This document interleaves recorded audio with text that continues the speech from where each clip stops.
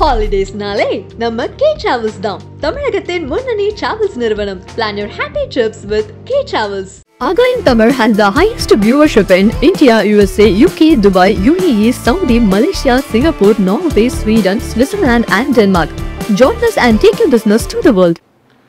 வணக்கம் ஆகாய நண்பர்களே, நீங்கள் வருமான வரி செலுத்துபவரா? மத்திய பட்ஜெட்டால் உங்களுக்கு என்ன லாபம்? செல்போன் விலை குறையும். இதை பற்றி பேசுவதற்காக பொருளாதார நிபுணர் திரு ராமசேஷன் இங்க வந்திருக்கிறார். வணக்கம் திரு ராமசேஷன். வணக்கம். மத்திய பட்ஜெட்டில் அறிவிக்கப்பட்டிருக்கிற முக்கியமான அம்சம் வருமான வரி விலக்கு வரம்பு 12 லட்சம் ஆகி இருக்கிறது.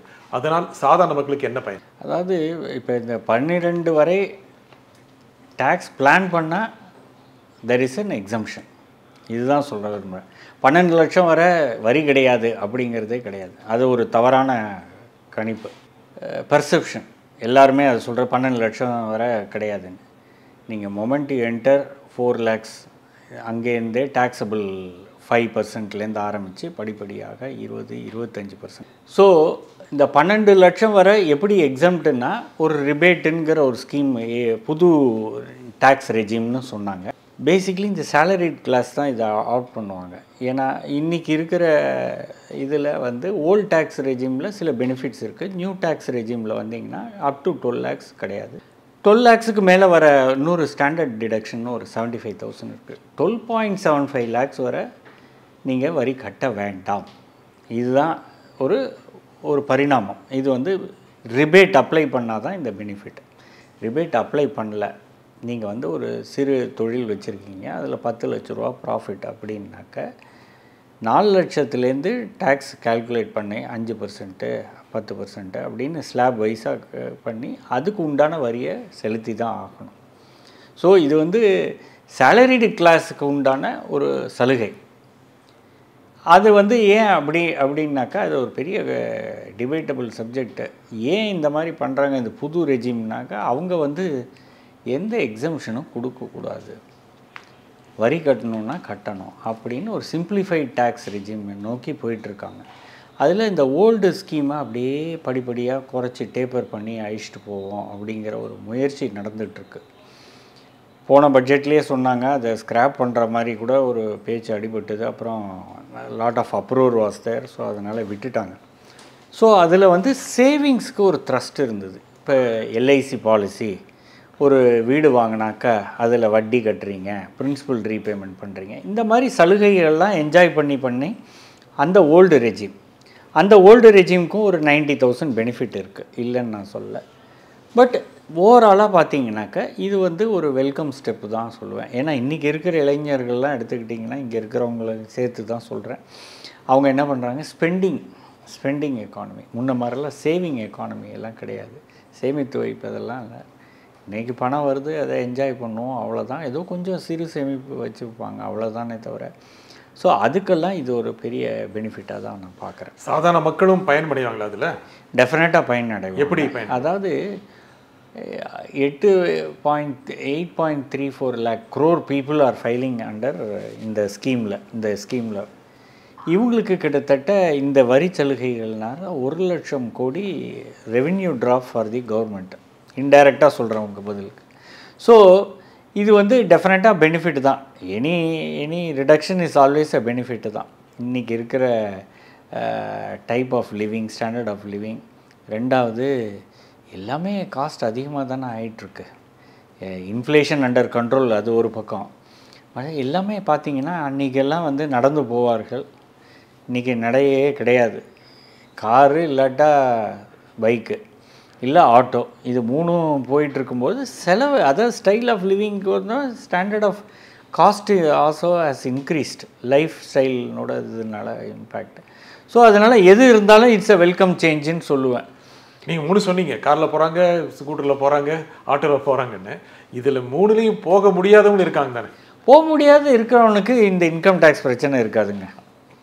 இந்த போக முடியாமல் இருக்கிறவங்கெல்லாம் rural population which is more towards agriculture income, the 180 days the daily wage income, இந்த மாதிரி இருக்கிறவங்களுக்குலாம் இந்த இன்கம் டேக்ஸ் பிரச்சனைங்கிறதே இல்லையே.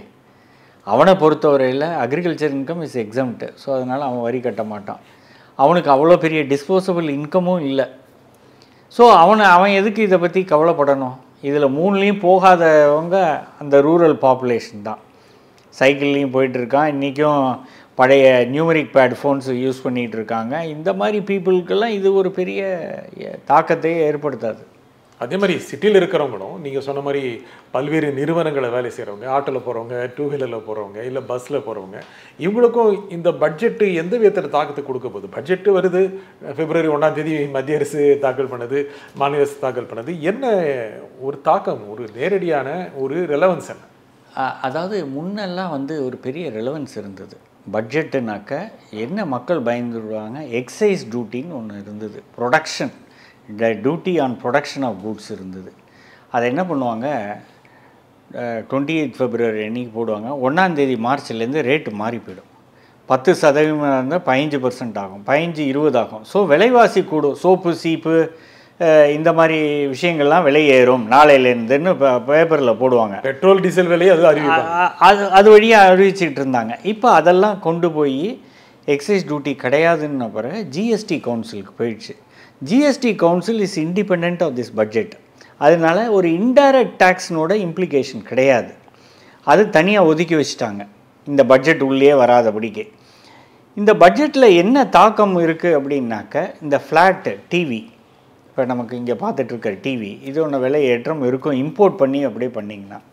அது ஏன் அப்படின்னாக்க, மேக் இன் இந்தியா இருக்கிறதுனால நீ இந்தியாவில் ப்ரொடியூஸ் பண்ணி வாங்கினா அவ்வளோ வரி கிடையாது, டைரெக்டாக இம்போர்ட் பண்ணால் அதுக்கு வரி அதிகம் அப்படின்னு இந்த இதில் போட்டாங்க.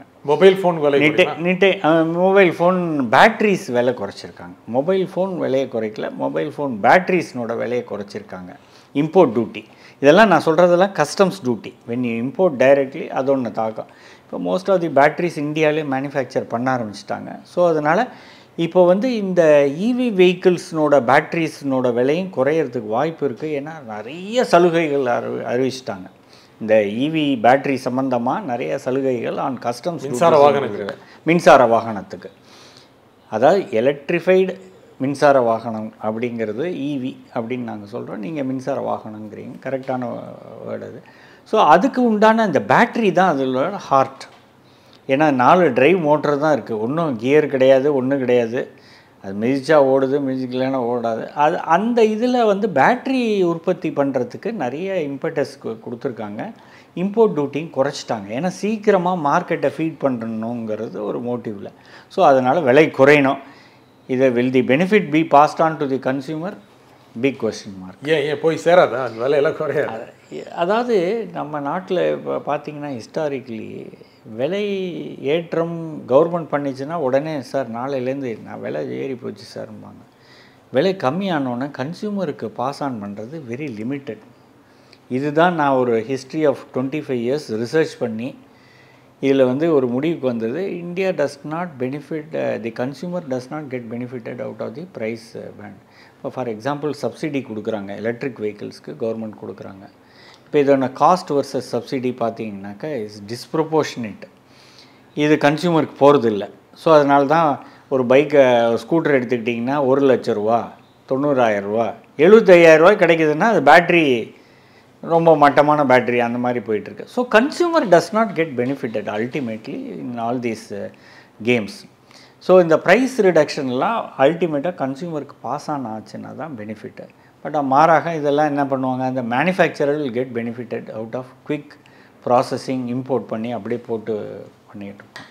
முக்கியமாக மருந்து பொருட்களுக்கான சில முக்கியமான அறிவிப்பு இந்த பட்ஜெட்டில் இருக்குது. அதாவது உயிர் காக்கும் மருந்துகளுக்கு விலை குறைப்பு அப்படின்னா சேருமா? அது போய் சேரணும், வாய்ப்புகள் இருக்குது. ஏன்னா மெடிக்கல் இண்டஸ்ட்ரியை பொறுத்தவரையில் சில இதெல்லாம் critical life saving drugs, cancerous drugs, இதெல்லாம் இன்னும் இந்தியாவிலே மேனுஃபேக்சர் தயார் பண்ணல. இதெல்லாம் இம்போர்ட் பண்ணி கொடுக்க வேண்டிய சூழ்நிலையில் இருக்குது. இந்த பெனிஃபிட்டை உடனே பாஸ் ஆன் பண்ண மாட்டாங்க. 1 மாதம் கழிச்சு சார் இது பழைய ஸ்டாக் சார், அதனால் பழைய விளம்பாங்க. புதுசு வந்த பிறகு டெஃபினட்டாக வேறு குறையும். At least medically they will be merciful to pass it on to the patients. நீங்கள் முக்கியமாக இப்போ சொன்னது, இப்போடைய இளைஞர்கள் வேலைவாய்ப்பு இருக்கிறவங்க சேமிப்பு பண்ணுறதில்ல, அவங்களுக்கு இது பெரிய பாதிப்பு இல்லை அப்படின்னு. சேமிப்பை ஊக்குவிக்கிறதுக்கு பட்ஜெட்டில் என்ன? இந்த பட்ஜெட்டில் ஒன்றும் இல்லை. அதாவது நான் சொல்ல போனாக்கா எனக்கு நினைவு தெரிஞ்சப்போ ஜிடிபி வந்து 46% சேவிங்ஸ் இருந்தது. இப்போ அதெல்லாம் போய் 20%, 23%க்கு வந்துருச்சு. இது வந்து சேவிங்ஸை ஊக்குவிக்கிறாப்புல இந்த பட்ஜெட்டில் இல்லை. அதாவது சேவிங் பண்ணால் இது இந்த direct benefit in terms of taxation தான், டைரக்ட் டேக்ஸேஷன் தான் பார்ப்பாங்க. நீங்கள் போய் இன்டைரக்ட் டேக்ஸில் ஜிஎஸ்டியை குறைக்க முடியாது. ஸோ அதனால் டைரக்ட் டேக்ஸில் பெனிஃபிட்டுன்னு பார்த்தீங்கன்னா இல்லை. இதுதான் ஸ்ட்ரெயிட் ஆன்சர். இன்றைக்கி எதில் முதலீடு பண்ணலாம்? இந்த பட்ஜெட் வந்திருக்கு, நீங்கள் சொன்னீங்க இந்த இளைஞர்கள் முதலீடு செய்ய மாட்டேங்கிறாங்க அப்படின்னு. இன்றைக்கி ஒருத்தர் நிதியிலிருந்து பிப்ரவரி 1 முதலீடு பண்ணணும் அப்படின்னு நினச்சாங்கன்னா இதில் இப்போ இருக்கிறதுல எதில் முதலீடு பண்ணலாம்? அதாவது இப்போ இருக்கிறதுல கன்சியூமர் குட்ஸ் கம்பெனிஸில் நல்ல பெனிஃபிட், எலக்ட்ரானிக் பேஸ்ட், அதாவது சிப் பேஸ்ட் இண்டஸ்ட்ரி வர ஆரம்பிச்சிருச்சு. ஸ்டாக் மார்க்கெட்டில் சொல்கிறேன். அதாவது நான் எப்பொழுதுமே இன்வெஸ்ட்மெண்ட் வர இளைஞர்களுக்குன்னு எடுத்துக்கிட்டிங்கனாக்கா நிறைய அவென்யூஸ் இருக்குது. இன்றைக்கி பார்த்தீங்கன்னா பிபிஎஃப்பில் இன்வெஸ்ட் பண்ணாங்கன்னா நல்ல ரிட்டர்ன் கிடைக்கிது, அதில் பண்ணுங்கள். பிபிஎஃப் உங்கள் நிறுவனத்தை சார்ந்தது மேண்டேட்ரி பிஎஃப், அதை தவிர பிபிஎஃப் பப்ளிக் ப்ராவிடென்ட் ஃபண்டுன்னு இருக்குது, பேங்க்ஸில் போனீங்கன்னா ஓப்பன் பண்ணலாம், அதில் நல்ல வட்டி விகிதம் கிடைக்குது. ரெண்டாவதாக நீங்கள் கொஞ்சம் எல்லா இன்வெஸ்ட்மெண்ட்டுமே don't put all eggs in one basket. இதுதான் மாரல் ஆஃப் தி ஸ்டோரி. கொஞ்சம் கோல்டில் இன்வெஸ்ட் பண்ணுங்கள். Gold prices are going up. ஏன் சார் நீங்கள் கோல்டை விட்டீங்கன்னு கேட்பீங்க, அதனாலேயே சொல்லிடுறேன். நானே கோல்டு சொல்லிடுறேன். சங்கத்தில் இன்வெஸ்ட் பண்ணலாமா? பண்ணலாம், தாராளமாக பண்ணலாம். எவ்வளோ பண்ணலாம்? அதாவது ஒரு வருமானத்தில் நீங்கள் பார்த்தீங்கன்னாக்கா ஒரு 40% you can spend, rest 40 you have to garner as investments. அந்த 40ல் வந்து something on shares, something on gold, commodities which are price rising. Third is PPF நான் சொன்னாப்புல. அப்புறம் ஆயில் காப்பீட்டு உறுதி ரொம்ப முக்கியம்.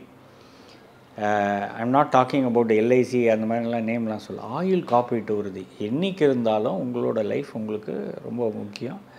ஒரு 20 வருஷம் ப்ரீமியம் கட்டினீங்கன்னா பெரிய போனஸாக அக்ரூ ஆகி உங்களுக்கு பெரிய கேபிட்டல் கிடைக்கும். 20 வருஷம் 15 வருஷத்தில் கிடைக்கும். ஸோ அந்த மாதிரி ஆயில் காப்பீட்டு இதில் போடுங்கன்னு சொல்லுவேன். இதெல்லாம் தான் அவென்யூஸ் ஃபார் இன்வெஸ்ட்மெண்ட்டு. இதை தவிர நான் நேற்று பார்த்தேன், நாளைக்கு ப்ரைஸ் இன்க்ரீஸ் ஆகலை அப்படின்னாக்கா இந்த மாதிரி விஷயங்களுக்கெல்லாம் ரிஸ்க் டேக்கிங் எபிலிட்டி இல்லைன்னா போயிடக்கூடாது. Risk is always reward, risk is equal to reward. அதே சமயம் ரேஷ்னஸ் உங்களை கீழே தள்ளிடும். நான் போட்டேன் சார் 10,000 போட்டேன் காணா போயிடுச்சுன்னா இது ரீசனே இது வந்து குயிக் மணி கொஞ்சம் கொஞ்சமாக நீங்கள் இன்வெஸ்ட் பண்ணணும் அப்படின்னு நினைக்கிறவங்க எதில் இன்வெஸ்ட் பண்ணணும்? கொஞ்சம் இப்போ நீங்கள் சொன்னீங்க இன்வெஸ்ட் பண்ண மாட்டேங்கிறாங்க அப்படின்னு. கொஞ்சம் வர்ற வருமானத்தில் குறைந்த அளவுக்கு முதலீடு பண்ணலாம், ஒரு சின்ன அளவு கூட முதலீடு பண்ணலாம் அப்படின்னா எதில் தங்கம் சிறந்ததா எது? மற்ற அதான் சொன்னேனே, தங்கம் மாத்திரம் இல்லை. இப்போ வந்து ரேர் கமாடிட்டிஸ் சில்வர் பார்த்தீங்கன்னா 48,000 ரூபா இருந்து இன்றைக்கி 1 லட்ச ரூபா கிராஸ் ஆகிடுச்சு. சில்வருக்கு வந்து பயங்கர டிமாண்ட் இருக்கும் கோயிங் ஃபார்வர்டு. ஏன்னா இந்த எலக்ட்ரானிக் இண்டஸ்ட்ரியிலே சில்வர் நிறைய யூஸ் பண்ணுறாங்க. So demand is going up. So demand போகுதுன்னா ப்ரைஸும் இன்க்ரீஸ் ஆகும். ஸோ உங்களுக்கு அந்த கமாடிட்டியில் இன்வெஸ்ட் பண்ணிங்கன்னா, இந்த கமாடிட்டிஸ் மார்க்கெட் ஒன்று இருக்குது, அதை பார்த்தீங்கன்னா அதில் இன்வெஸ்ட் பண்ணலாம், கொஞ்சம் இன்வெஸ்ட் பண்ணலாம். அதுக்கு வந்து கொஞ்சம் நீங்கள் ஹோம்ஒர்க் பண்ணணும். இல்லாட்டா இந்த எஸ்ஐபி மாதிரி போட்டிங்கன்னா நல்லா வரும்னு நான் சொல்ல மாட்டேன். ஏன்னா பீக் 76,000 இருக்குது இண்டெக்ஸ். 76ல் நீங்கள் இன்வெஸ்ட் பண்ணி என்ன பெருசாக உங்களுக்கு கிடைச்சிரும், பெரிய ரிட்டர்ன் கிடைக்காது, ரொம்ப வெயிட் பண்ணணும் அதுக்கு. ஸோ அதனால் சின்னதாக நீங்களே டைரெக்டாக இன்வெஸ்ட் பண்ணுங்கள் அப்படின்னு நான் சொல்லுவேன். கொஞ்சம் ஸ்டடி பண்ணி, எப்பொழுதுமே நீங்கள் ஒரு இதில் இன்வெஸ்ட் பண்ணுறீங்கன்னா நீங்கள் ஸ்டடி பண்ணாமல் போட முடியாது. பேங்க் ஃபிக்ஸ்ட் டெபாசிட்லேயே போட்டிங்கனாலும் நீங்கள் என்னென்ன பேங்க்கை எப்படி கொடுக்குறாங்க வட்டி விகிதங்கள்லாம் ஸ்டடி பண்ணி தானே போடுறீங்க. அதே மாதிரி தான் இதுவும். தங்கம் இப்போ பாதுகாப்பானதா? டெஃபினட்டாக பாதுகாப்பானது. அதாவது நீங்கள் கேட்டது வெரி குட் கொஸ்டின். அதை எப்பொழுதுமே யூஎஸ் டாலர் ரேட், அங்கே ஃபெடரல் ரேட்டுன்னு நான் சொல்லுவேன், not dollar rate, sorry, federal rate வந்து இன்க்ரீஸ் ஆக கோல்டில் கம்மியாயிடும், கோல்டு ப்ரைஸஸ் கம்மியாகும். மாறாக இந்த ஒரு 2 இயர்ஸாக பார்த்தீங்கன்னா ரெண்டுமே டேண்டமாக ரேஸ் ஆகிட்டுருக்கு. இது ரேஸ் ஆகுது, இதுவும் ரேஸ் ஆகுது, இது ரேஸ் ஆகுது, இன்னும் இது ரேஸ் ஆகிட்டுருக்கு. இதுக்கு ரீசன் என்ன அப்படின்னாக்க, US dollar as a currency கொஞ்சம் செட்பேக் இருக்குது, இல்லைன்னு நான் சொல்லலை. ஏன்னா அங்கே economy is not doing well. இப்போ தான் கொஞ்சம் ப்ராப்பர் பண்ணுறாங்க. New policies can come in. இது வரும்போது டாலர் ஸ்ட்ரென்தன் ஆச்சுன்னா தான் இந்த கோல்டு வீழ்ச்சி அடையிறதுக்கு வாய்ப்புகள். மாறாக இன்வெஸ்டர்ஸ் வந்து இப்போ வந்து they feel more secure, governments also feel more secure in having gold as a reserve. அந்த இது மாறவே இல்லை. Gold reserve based currency printing வந்து மாறலை. So more and more governments வரும்பொழுது இந்த gold based securities, gold based இது அது இன்க்ரீஸ் ஆகிட்டு இருக்கிறதுனால கோல்டு விலை கொஞ்சம் குறையலாமே தவிர இது ஒன்றும் பெருசாக டிராஸ்டிக்காக எவ்வளோ வாங்கலாம்? இப்போ சாதாரண மக்கள் வாங்கணும்னு நினைக்கிறாங்க அப்படின்னா நேராக போய் நகை வாங்குவாங்களா, இல்லை டாலர் வாங்குவாங்களா, இல்லை பிஸ்கெட் வாங்குவாங்களா, எப்படி வாங்குவாங்க? அதாவது இந்த நகை வாங்குறதுல எனக்கு கொஞ்சம் கூட ஒப்புதல் இல்லை. என்ன காரணம்? காரணம் என்னன்னாக்கா இதில் இருக்கிற சேதாரம், செய்கூலி இதெல்லாம் அஃபெக்டிங் தி காமன் மேன். நீங்கள் மாறாக உங்களுக்கு கோல்டு ஆஸ் எ செக்யூரிட்டி, நான் இப்போ பிகர் டெஃபினேஷனுக்கு வரேன். கோல்டு ஆஸ் எ செக்யூரிட்டி, எனக்கு செக்யூரிட்டி கொடுக்குது அப்படின்னு நினச்சாக்க நீங்கள் காயின்ஸாவோ இல்லை பார்ஸாவோ வாங்கி போடுங்க. அது பிற்காலத்துக்கு பெருசாக சேவிங். சார் என்னோடய சேவிங்ஸு 10,000 ரூபா சார், நீங்கள் போய் பாரை வாங்கினா நான் எங்கேருந்து வாங்குவேன் அப்படின்னா காயின்ஸ் 24 கேரட் காயின்ஸாக வாங்கி போடுங்க. அதில் ஈக்குவலண்ட் கோல்டு கிடச்சிரும். இன்றைக்கி 10 கிராம் போட்டிங்கன்னா நாளைக்கு அது ஈக்குவல் டு 10 கிராம் தான். அதில் ஒன்றும் மாற்று கருத்து கிடையாது. ஸோ இந்த ட்ரேடபிள் இது இல்லாட்டா கோல்டு பேஸ்ட் பாண்ட்ஸுன்னு ஒன்று இருக்குது. அதில் இன்றைக்கி என்ன ரேட்டு வாங்குறீங்களோ அது ஸ்பைக் ஹையர் ஆனாலும் கொடுத்துட்றாங்க, லோயர் ஆனாலும் கம்மியாயிடும். பட் நீங்கள் வாங்கின gold is equivalent to the same gold. So இந்த பிரின்சிபலில் நீங்கள் மெயின்டைன் பண்ணிங்கன்னா கோல்டு வாங்குங்க. இது வந்து ஏன் நகையாக வாங்க வேண்டாங்கிறதுக்கு நான் எக்ஸ்பிளைன் பண்ணேன். இது ரீசன், இதை பற்றி பேசணுன்னா நிறைய பேசலாம். But best is to get in to coins. அதே மாதிரி சில்வர்லேயுமே நீங்கள் வந்து பாத்திரமாக வாங்குகிறேன், சில்வர் வாங்குகிறேன் சார் அப்படின்னா அதெல்லாம் வாங்குறேன். சில்வர் காயின்ஸாக வாங்குங்க, சில்வர் பார்ஸாக வாங்கி போடுங்க. That is the best way to invest. So கொஞ்சம் கொஞ்சமாக இந்த மாதம் கோல்டு வாங்கினேன்னா அடுத்த மாதம் சில்வர் வாங்க, அடுத்த மாதம் கொஞ்சம் ஷேர்ஸில் போடுங்க. இந்த மாதிரி ரொட்டேஷ்னலில் வரும்பொழுது உங்கள் risk on all these investments is derisked. ஒரே இதில் போட்டிங்கன்னா ஒரு ஃபட்டாச்சுன்னு வச்சுங்களேன். For example 2025 we expect market correction on the stocks. So இப்போ நான் ஸ்டாக் மார்க்கெட்டில் போட்டேன் சார், போயிடுச்சு பணம் ஃபுல்லாக. ஆண்டு பங்குச்சந்தை சரியுங்கிறீங்க. Correction, I said correction is bound to happen. அதான் ஓவர் ஹீட்டட் வேல்யூவேஷன் ரொம்ப உயர்ந்து இருக்கு, இப்போ கண்ணாபின்னு இருக்குது. பியாண்டு, அதாவது ஒரு கம்பெனி வந்து செயல்படுறது அது வந்து ஸ்டாக் மார்க்கெட்டுக்கும் இதுக்கும் சம்மந்தமே இல்லை. அந்த மாதிரி இருக்கிறதுனால இப்போ நீங்கள் ஓவர்சீஸ்லாம் எடுத்துக்கிட்டிங்கன்னா the spike in stocks is hardly 3%, 4%. இங்கெல்லாம் 50%, 25%, ஓவர் நைட்டு 35%லாம் போயிட்டுருக்கு. இதெல்லாம் is bound to be corrected. So stock market correction டெஃபினட்டாக 2025 இறங்கி ஏறும், ஒரு இறக்கம் இருக்க வாய்ப்பு இருக்குது டெஃபினட்டாக. ஆனால் நீங்களே சொல்கிறீங்க உங்களுடைய முதலீட்டை பிரித்து போடுங்க, கொஞ்சம் தங்கு வாங்க, வெள்ளி வாங்குங்க, பங்குச்சந்தையும் போடுறதா போடுங்கிறீங்க, பிபிஎஃப்ல போடுங்க. இந்த மாதிரி பேஸ்கெட்டை வைடாக போட்டிங்கன்னா டீரிஸ்க் ஆகிடும். தங்கம் நீங்கள் சொன்னீங்க ஒரு 10,000 ரூபாய் இருந்துன்னா வாங்குங்க அப்படின்னு. அதுக்கும் குறைவாக இருக்கிறவங்க குறைஞ்சி வாங்கணும், கொஞ்சம் கொஞ்சமாக வாங்கணும் அப்படின்னா எந்த மாதிரி பிளானில் போகலாம்? அதாவது நீங்கள் அப்பயுமே நீங்கள் சேமித்து தான் வைக்கணும். இப்போ இன்றைக்கி ஒரு கிராம் விலை 5,700 ஏதோ சொல்கிறாங்க. ஒரு கிராம் வாங்கணுன்னாலும் நீங்கள் 5,000 ரூபா சேமித்தா தானே நடக்கும். இப்போ எங்கிட்ட 2,000 ரூபா தான் இருக்குன்னா நீங்கள் 2 மாதம் சேர்த்து வச்சு தான் 3ஆவது மாதம் தான் வாங்க முடியும், ஓவர் நைட் வாங்க முடியாது. ஸோ சேர்த்து வைங்க, சேமிக்கிறது தான் பேக் டு ஸ்கொயர் ஒன். உண்டியலில் போட்டு வைங்க, இல்லை டப்பாவில் மறைச்சி வைங்க, இந்த மாதிரி தான் பண்ண முடியும். ஆனால் தங்கம் ஏறும்போது மகிழ்ச்சி, திடீர்னு கடுமையாக சரிஞ்சிருது. கடுமையானாக்க the correction is around 1,000 rupees per gram or 700 ரூபா per gram.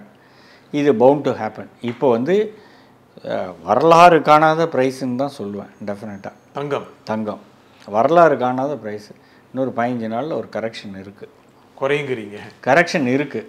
சரி, அந்த குறையும் போது வாங்குறது பெஸ்ட்டாக? எப்படி? எப்பொழுதுமே நீங்கள் இப்போ ஃபார் எக்ஸாம்பிள் என்னோடய ஃப்ரெண்ட்ஸ் எல்லாம் இருக்காங்க, நண்பர்கள்லாம் கேட்பாங்க, இப்போ போய் ஸ்டாக் மார்க்கெட்டில் ஏன்னா 75,000 ரூபாயில் 76,000 பாயிண்டில் இருக்குது, நீ இன்வெஸ்ட் பண்ணால் உனக்கு என்ன ரிட்டர்ன் வரும்? அது 1,50,000 ஆனால் தான் உனக்கு டபுள் ட்ரிபிள் அந்த மாதிரியெல்லாம் வரும். நீ இல்லாட்டா லோ லையிங் ஸ்டாக்ஸை பிடிச்சி இன்வெஸ்ட் பண்ணால் தான் பண்ண முடியுங்கிறது தான் point. Anything which is on the higher பெல்கர்னோட பீக்கில் இருக்கும்பொழுது நீங்கள் போய் இன்வெஸ்ட் பண்ணுறேன்னா டெஃபினட்டாக சரிவும் இருக்கும், நீங்கள் you're not getting value for your money. தங்கத்திலையும் வெயிட் பண்ணலாமா? அப்போ டெஃபினட்டாக வெயிட் பண்ணலாம். இன்னொரு 15 நாள் கழித்து இதை ரீவிசிட் பண்ணுவோம். மறுபடியும் இறங்கி அப்புறம் ஏற வாய்ப்பு. ஆமாம். இப்போ ஏற்கனவே வாங்கி வச்சுருக்கவங்கலாம் இழந்து போயிடுவாங்க, லாஸ் ஆயிடும்ல. அது ஒன்றும் பண்ணவே முடியாதுங்க. Any investment for that matter வாங்கி வச்சவன் முட்டாளா அப்படின்னு கேட்டிங்கன்னா எனக்கு அதுக்கு விடை தெரியல. பட் டெஃபினட்டாக that correction is bound to happen. ஆனால் மறுபடியும் உயர வாய்ப்பு இருக்குமா? ரொம்பலாம் ஏறாதுங்க, ரொம்ப ஏறதுக்கு வாய்ப்பு இல்லை. ஏன்னா கடந்த வாரம் இருந்த அளவுக்கு இந்த வாரம் பெருசாக இல்லை இருக்காது. ரொம்ப நீங்கள் ப்ரைஸ் அப்ரிசியேஷன் இன் கோல்டு வந்து நீங்கள் இனிமேல் பார்த்தீங்கன்னா ஒரு 10% இருந்தால் பெரிய விஷயம். 2025 ஒரு 10% இன்க்ரீஸ் இருக்கலாம் ஆஃப்டர் திஸ் கரெக்ஷன். இந்த பட்ஜெட்டில் மக்களுக்கு உதவுனது அப்படின்னா ஒரு பாயிண்ட் என்ன சொல்வீங்க? இன்கம் டேக்ஸ், இது. ரெண்டாவது இன்ஃப்ராஸ்ட்ரக்சர் ஸ்பெண்டிங். இந்தியாவில் ஜிடிபி வந்து சரிஞ்சிட்ருக்கு. அதை 6.3 6.8க்கு கொண்டு வரேங்கிறது பெரிய பெரிய விஷயம். அதாவது நம்ம எக்கானமி வந்து இப்போ வந்து த்ரெட்டு எப்படி பாருங்கள், நீங்கள் ட்ரம்ப்னோட ஒரு பெரிய த்ரெட் இருக்குது. he says de-dollarization ஆஃப் ட்ரேடை வந்து நான் எதிர்க்கிறேங்கிறாரு. அப்படின்னா என்ன அர்த்தம்? இந்தியா ரூபிள் போட்டு எண்ணெய் வாங்கிட்டு இருந்தது, இப்போ துபாயோட போட்டு யூபிசிஏ எல்லாம் வர்த்தகம்லாம் ருபீஸ்லேயே ஏற்றுக்கிறோங்கிறோம். இந்த மாதிரி you are also moving towards that. பிரிக்ஸில் அதுதான அஜெண்டா. ஸோ அதெல்லாம் நான் இருந்தால் ஒத்துக்க மாட்டேங்கிறாரு. ஸோ எக்ஸ்போர்ட் ட்ரேடு நின்று போச்சுன்னா ஹவு டு ப்ராப்பல் தி எக்கானமி?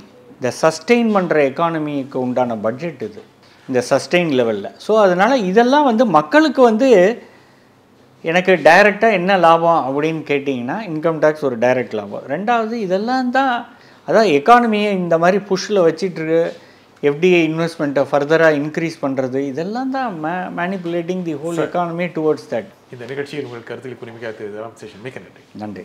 மீண்டும் ஒரு நிகழ்ச்சி சந்திப்போம். நன்றி, வணக்கம். ஹாலிடேஸ்னாலே நம்ம கே டிராவல்ஸ் தான். தமிழகத்தின் முன்னணி டிராவல்ஸ் நிறுவனம். Plan your happy trips with K Travels.